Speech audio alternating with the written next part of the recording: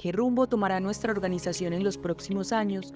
Esta es la pregunta constante que ocurre a finales de cada año y se encara en los procesos de planeación estratégica. En el presente capítulo de los podcasts de Sectorial, queremos compartirte un paso a paso práctico de cómo identificar tendencias sectoriales que ayudan a guiar tu compañía. Cuando hablamos de poder identificar una tendencia que va a marcar el futuro de una organización, el proceso más completo parte de realizar una investigación sobre el contexto donde vive esa organización en materia política, cuáles son las necesidades que se presentan en la región en aquella que habita, las características asociadas al sector económico donde participa, luego las características propias de esa compañía, finalmente el ecosistema de innovación que existe puesto a favor de esa organización. Se unen esos diferentes elementos, se analizan a profundidad y se empieza a identificar cuáles van a ser esas tendencias futuras para aquella organización. Ese proceso completo, pues digamos que eso se puede realizar a través de una organización como sectorial, pero hay algunos procesos que son mucho más cortos y que pueden ayudar a cumplir algunos de los objetivos de manera similar. Uno de esos procesos cortos se llama poder replicar o aplicar más bien una estrategia tipo copycat. Los copycat son aquellas organizaciones que han brillado, pero que se basaron en su surgimiento aplicando o replicando algún movimiento que ya existía en el mercado. O sea, replicar algo que ya hacía un actor de mercado, se mejoraba y de esa manera surgía ese copycat. Cuando hablamos de una tendencia aplicada a un sector, generar este elemento de copycat puede partir. Primero, en el sector donde está participando la organización, identifique cuál es el líder de mercado, el líder global o tener una tendencia o varios actores líderes de ese mercado. Ese es el punto de partida. Un segundo elemento es, como estamos hablando de un líder de mercado a nivel global, muy probablemente es un actor que ya cotiza en bolsa. Entonces, tómele la historia de la curva de esa acción y vea cómo se ha comportado por lo menos en los últimos 5 años. A partir de esa curva, identifique si esa organización ha ganado valor en el tiempo, es decir, que el precio de su acción ha incrementado en el tiempo. Identifique cuáles han sido sus momentos pico y analice qué ha ocurrido en ese momento. Eso se llama construir un equity story.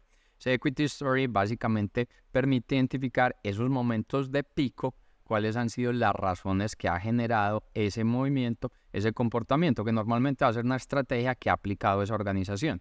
Al identificar esa curva completa, pues ya basta simplemente en seleccionar aquellas estrategias que son aplicables para nuestra organización. Vamos a hacer un ejercicio práctico. Un ejercicio práctico puede ser tomar un sector como el comercio. Cuando hablamos del sector comercio, pues uno piensa en cuáles son los líderes de mercado. Puede pensar las principales organizaciones, entonces piensa en Amazon, un Walmart, un Costco, un Target, esos diferentes actores. Tal vez el líder en lo estricto, hablando de comercio, pensando en un comercio tradicional, ha sido Walmart, que tiene pues distribuidos alrededor de unas 11,000 tiendas. Entonces, si tomamos a Walmart como líder de mercado y hacemos una curva o trazamos una curva de su acción, vamos a encontrar que en los últimos 4 o 5 años es una compañía que pasó de su precio de acción del orden de unos $100 a $165. Eso significa que en el promedio anual su valorización, su incremento de valor en el mercado ha sido año a año un 15%. Entonces estamos mostrando que muy probablemente las estrategias que ha desarrollado esta compañía en el tiempo han resultado en una tendencia favorable en el desarrollo de su operación. Cuando se identifican esos elementos, entonces se traza un equity story. Entonces, para trazar ese equity story y entender cuáles han sido las estrategias que han llevado a incrementar ese valor, una de las recomendaciones es utilizar los informes de gestión que año a año se emiten en las diferentes compañías, detenerse un momento particular a analizar la carta a los accionistas, el Shareholders Letter, que básicamente lo que hace es que el CEO le dice a los accionistas, mire, este año hicimos estas acciones, esta fue nuestra concentración estratégica y estamos pensando que en los próximos años vamos a implementar este tipo de elementos. De esa forma, entonces se seleccionan cuáles son esas estrategias aplicables para la organización. Si vamos en detalle, entonces tomamos a Walmart en estos últimos 4 o 5 años, nos paramos en el 2019, donde el valor de la acción estaba por el orden de unos $100.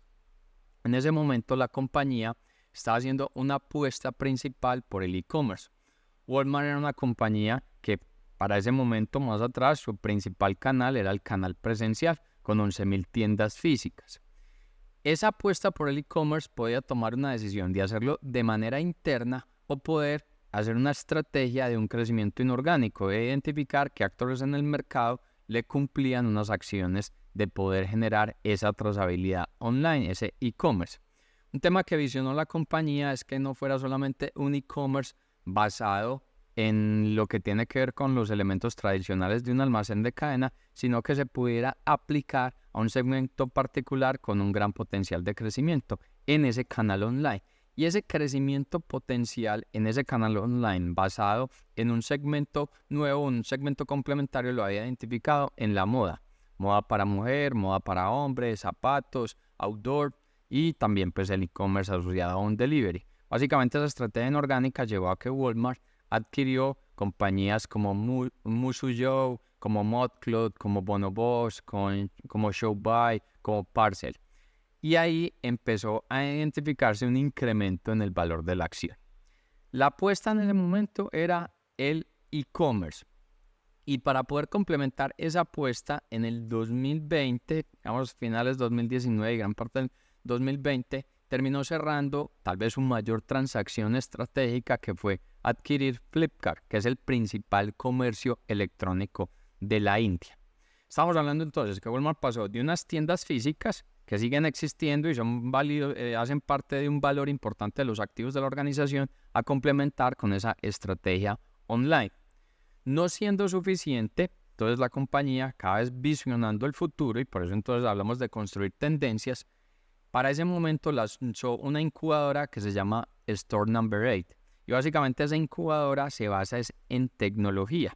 Entonces, cómo identificar startups de base tecnológica, pero que principalmente le den soluciones al comercio. Y de esa manera, o de ese tipo de estrategia, lo que se podría llamar también una innovación abierta, Walmart estaba garantizando el futuro de la compañía, una compañía clave en comercio. O sea, esa es su base estratégica, ese ha sido su sector principal. Entonces, como a través de las startups, incubándolas, le iba a seguir permitiendo estar adelante en el mercado.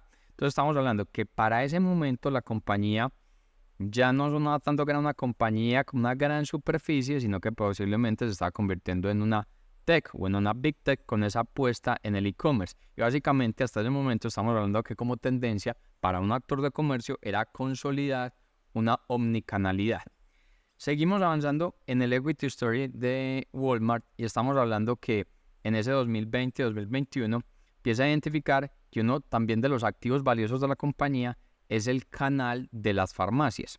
Entonces, cuando se habla que un activo valioso es el canal de las farmacias, empieza a analizar la cadena hacia atrás y la cadena hacia adelante. Y la cadena hacia adelante está en medio de pandemia todo el tema asociado a la telemedicina. Entonces, cómo se promueve mucho más la telemedicina, y ahí esta compañía, Walmart, hace una alianza con Doctor On Demand. Y también pensando en la cadena de farmacia hacia adelante, entonces empieza a pensar en más tecnología, entonces una tecnología de administración de medicamentos, y adquiere lo que se denomina, o la organización en aquel momento que se llama CareZone. Entonces estamos hablando de una apuesta que continúa en el omnicanal, en el tema online a través de todo este desarrollo de e-commerce, y un segmento particular que se puede impulsar mucho más porque lo presentó la pandemia, las necesidades de salud, entonces ese canal en la unidad farmacéutica.